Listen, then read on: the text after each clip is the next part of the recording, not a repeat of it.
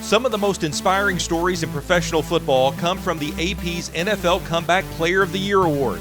Some of those players have come back from injury, they've come back from a fading career, and the players that we will see today came back from testing the waters of alternative football to stay in the game. And the first one goes back to 1963. Jim Martin was the first winner of the AP's Comeback Player of the Year award. Rewind now to 1950, when Martin was the second-round draft pick of the Cleveland Browns, who were about to enter the NFL after 4 straight championships in the All-America Football Conference. The World War II hero played defensive end and kicker for the Browns in 1950, and Martin helped lead them to the 1950 NFL Championship. The following season, Martin was traded to the Detroit Lions, where he played end, guard, and linebacker, but was also a solid place kicker there as well. In 1960, Martin became the first player in NFL history to kick 2 field goals longer than 50 yards in one game. Martin's connections to alt football? Well, there are a couple. In 1961, after 12 seasons in the league, Martin left to become an assistant coach with the Denver Broncos of the American Football League. In 1963, Martin returned to the NFL as a 39-year-old kicker for the Baltimore Colts and won the very first NFL Comeback Player of the Year award. After retiring again from the NFL after kicking for Washington the following season, Martin coached high school football and college football before heading back to coach with the Lions from 1967 until 1972. He then coached for Portland in the World Football League in 1974 and 1975. When the AP reinstated the Comeback Player of the Year award after a 30-year absence, they chose a player who had honed his skills in the original USFL and became a star in the CFL. Doug Flutie was a celebrated college quarterback coming out of Boston College in 1984, but with a height of less than 6 feet tall, well, that had pro scouts wondering if Flutie could play in the NFL. Enter the New Jersey Generals of the United States Football League, who took Flutie in the 1985 territorial draft. Flutie tried to prove himself in that 1985 season, but after a 2,100-yard passing performance that was marked by 13 touchdowns and 14 interceptions, well, he was not on the most desired list for the NFL. The USFL folded before the 1986 season, so Flutie was without a home until the Chicago Bears called when their starting quarterback Jim McMahon suffered a season-ending injury late in the 86 campaign. Flutie appeared in 4 games with the Bears in 86, was traded to the New England Patriots in 87, where he did play despite the strike that year, and he held on with the Pats until 1989. No teams were interested in Flutie, so in 1990, he embarked north to the CFL. Flutie signed a $350,000 deal with the BC Lions, making him the league's highest-paid player. While his first season was his only losing one in the CFL, 1991 was a record-shattering explosion.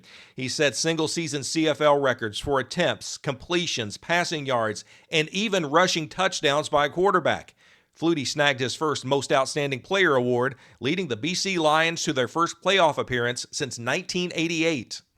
Then came Calgary, and Flutie's dominance continued. In 1992, with a $1 million salary, he led the Stampeders to a league-best record, grabbed his second Most Outstanding Player, and hoisted the Grey Cup trophy, earning Grey Cup MVP honors with an historic passing performance. 1993 saw Flutie throw for more than 6,000 yards again and set a single-season record with 44 touchdown passes and another Most Outstanding Player award.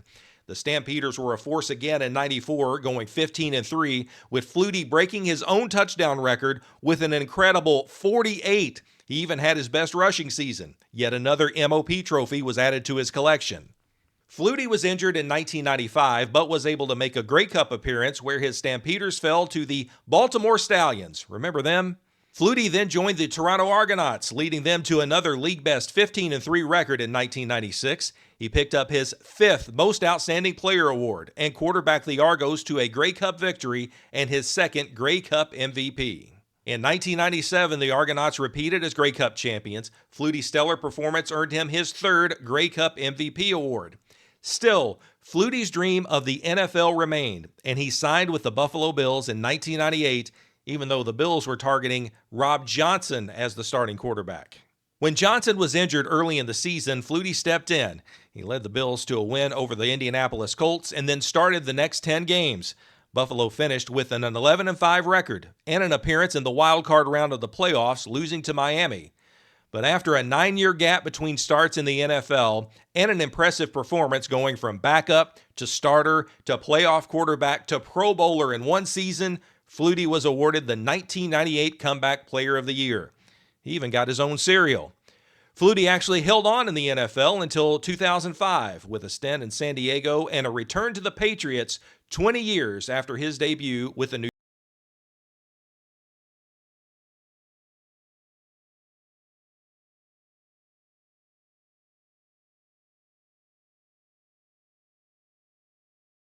using an alt football league to get to or get back to the NFL. In 1992, Maddox was a first-round pick by the Denver Broncos, who, by the way, already had a guy named John Elway on the roster. Maddox did get some playing time when Elway was injured, but he failed to impress. He spent the 1993 season as the Broncos' place kick holder. Maddox was traded to the Rams, where he spent the 1994 season and then was with the New York Giants in 1995, and he was cut in the 96 preseason.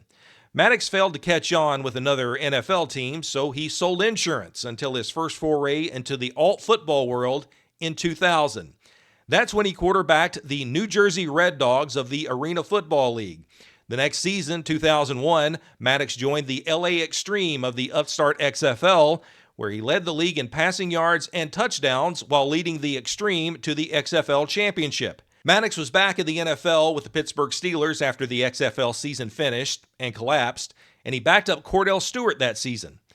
In 2002, Maddox replaced Stewart during the Week 4 game against the Cleveland Browns. Maddox led the Steelers to the win and won over head coach Bill Cowher, who named him the starter. Maddox went on to throw for more than 2,800 yards and 20 touchdowns, leading the Steelers to the playoffs, where they lost in the wild card round to the Tennessee Titans. He did, however, win the 2002 NFL Comeback Player of the Year, with a year of arena football and the XFL on his resume. Maddox stayed with the Steelers through the 2005 season, where he played a couple of games in relief of starter Ben Roethlisberger, and he has a Super Bowl ring from that year. Before we get to the next NFL Comeback Player of the Year who has ties to alt football, let's get a quick word from Royal Retros. RoyalRetros.com is your home for all merchandise and apparel from all things alt football, from leagues of the past to leagues of today like the AF1 and the UFL. Head over to RoyalRetros.com, use code JLS, get 10% off your entire order. Another quarterback with spring football ties won the Comeback Player of the Year award the year after Tommy Maddox won it. John Kitna was signed as an undrafted free agent by the Seattle Seahawks in 1996, where he was on the practice squad for the season. In 1997, Kitna was allocated to the Barcelona Dragons of the World League of American Football. There he led the league in completions, pass attempts, passing yards, and touchdowns. He also set the league record for quarterback rushing yards. His incredible season with the Dragons ended with a league record 401 yards passing and a 38-24 win over the Rhine Fire in the World Bowl. Despite that remarkable performance, Kitna had 3 unremarkable seasons with the Seahawks before he signed as an unrestricted free agent with the Cincinnati Bengals in 2001. He started 15 games that season, throwing for more than 3,200 yards and 12 touchdowns. He nearly matched that passing mark in 2002, even though Kitna was initially the backup to start the season. When Gus Frerotte struggled after 4 games, Kitna started the final 12, finishing with nearly 3,200 yards passing and 16 touchdowns. His Comeback Player of the Year performance in 2003 was a highlight for the mediocre Bengals.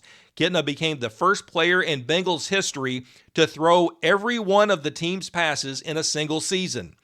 Kitna won the NFL Comeback Player of the Year after throwing for more than 3,500 yards and 26 touchdowns and leading the Bengals to an 8-8 record, the team's first non-losing season since 1996. Kitna played sparingly for the Bengals the next 2 seasons after Cincinnati drafted Carson Palmer. In 2006, now with the Detroit Lions, he passed for a career-high 4,200 yards and 21 touchdowns for the 3-13 Lions. He eclipsed the 4,000-yard mark the next year, but left the Lions after the 2008 season when he struggled to an 0-4 start after a back injury. Kitna was with the Dallas Cowboys from 2009 to 2011 and came back for 1 game with the Cowboys in 2013 at age 41 as an emergency quarterback. He earned $53,000 for the weekend of work and donated it all to the Washington State High School where he was teaching math at the time. An even deeper dive into some of the quarterbacks from alt football right here.